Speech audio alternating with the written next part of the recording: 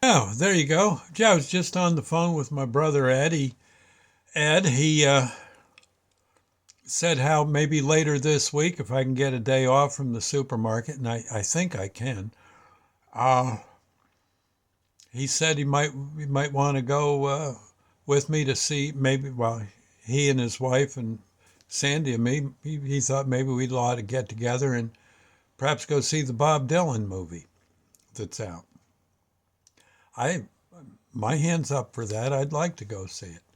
You know, it's funny. Of course, I was in late high school, early college when Bob Dylan was really raking it in and performing, tooth and nail from one place to the next.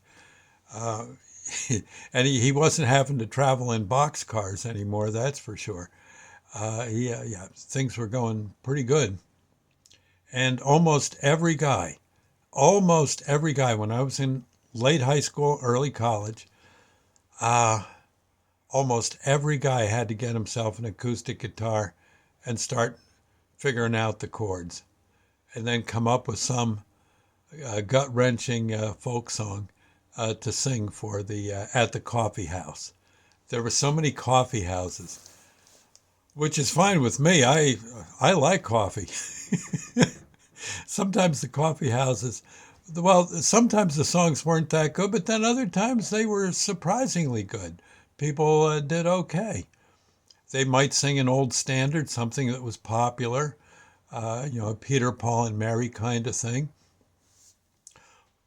or or perhaps they'd maybe they did their own darn song, and you'd be surprised. People did okay. I think a lot of the guys did it for the chicks, and a lot of the chicks did it for the guys. It was, I don't know, it was kind of like a courtship kind of thing almost, but uh, but poetic at the same time. Yes. Any guy who could really knock it out on an acoustic guitar, not necessarily electric, but an acoustic guitar, usually had a girl on each arm. Yes, which was not a bad way to be, if I recall right. And, and, uh, and everyone just gets so excited, and you never saw so much coffee get drunk. That's probably why I like coffee still. hmm I just like coffee because it tastes good to me. I don't know, and it keeps me awake. So nothing wrong with that. The But yeah, church basements often had little coffee houses, or yeah, the kids would gather on a Friday night for a hootenanny, and yeah, and of course there was a lot. Vietnam was going then, the Vietnam War. There was an awful lot of protest songs.